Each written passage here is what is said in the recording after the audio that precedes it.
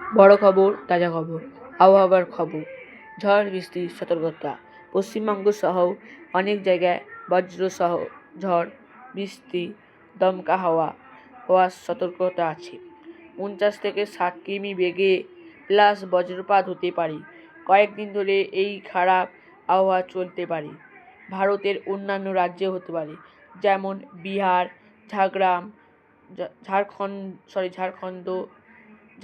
ঝাড়খণ্ড ঝড় বৃষ্টি প্লাস বজ্রপাত সতর্কতা। তাপমাত্রা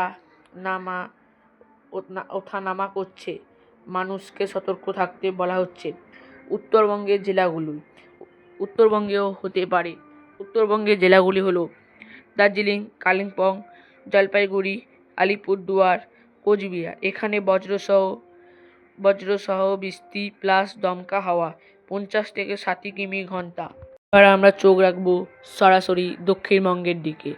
দক্ষিণবঙ্গে মাঝারি থেকে সম্ভাবনা মুর্শিদাবাদ, মালদা, উত্তর দিনাজপুর, দক্ষিণ দিনাজপুর, বীরভূম, কলকাতা ও আরও আশেপাশের জায়গাগুলিতে চোখ রাখবো।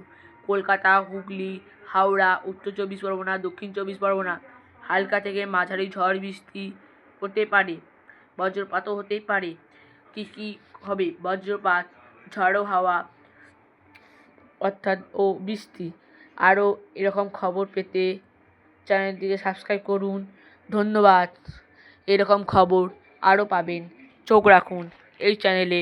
RS নিউজ চ্যানেল সাবস্ক্রাইব করুন। আমি রিতম আপনাদের সঙ্গে আর কিছুক্ষণে আরও আরেকটি তাজা খবর, আবহাওয়ার খবর নিয়ে আসবো। এই খবর সবাইকে শেয়ার করুন। আপনি কোন জেলা থেকে দেখছেন অবশ্যই কমেন্টে জানান। এই জেলা কোন জেলা থেকে আপনি অবশ্যই কমেন্টে জানান। ও আপনি সুস্থ থাকুন, ভালো থাকুন। ধন্যবাদ, নমস্কার।